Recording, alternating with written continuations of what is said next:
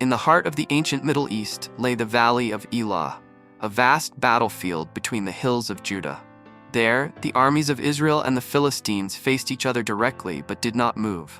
For 40 days, the Israelites found themselves humiliated and intimidated by a single man, Goliath, the giant of Gath.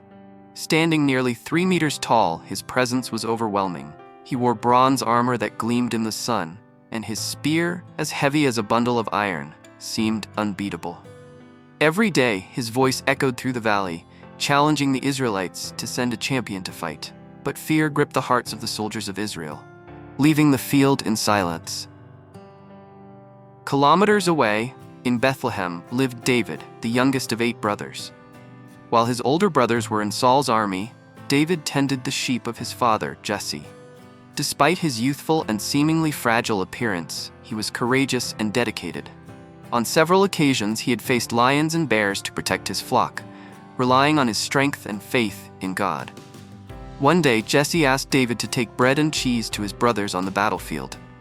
David left in haste, eager for news and unaware that he was about to change history. When David arrived at the camp, he heard Goliath's taunts. His indignation was immediate.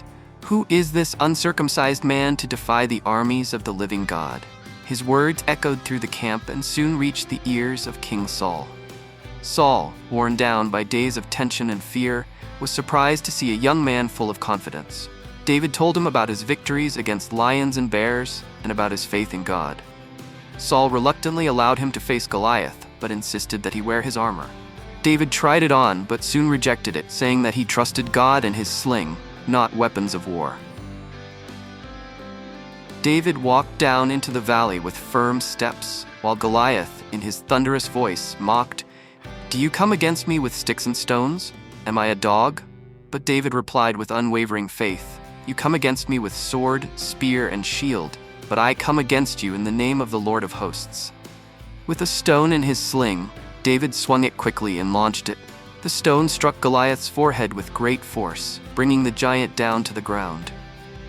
The Israeli soldiers, who had been paralyzed before, erupted in shouts of victory. The fall of Goliath brought absolute silence to the battlefield. The Philistines, seeing their greatest warrior defeated by a simple shepherd, began to flee in panic. The Israeli army, once hesitant, exploded in war cries and pursued the Philistines down the hill, defeating them. David, still holding Goliath's sword, became the center of attention. Taken back to the camp, he was received as a hero.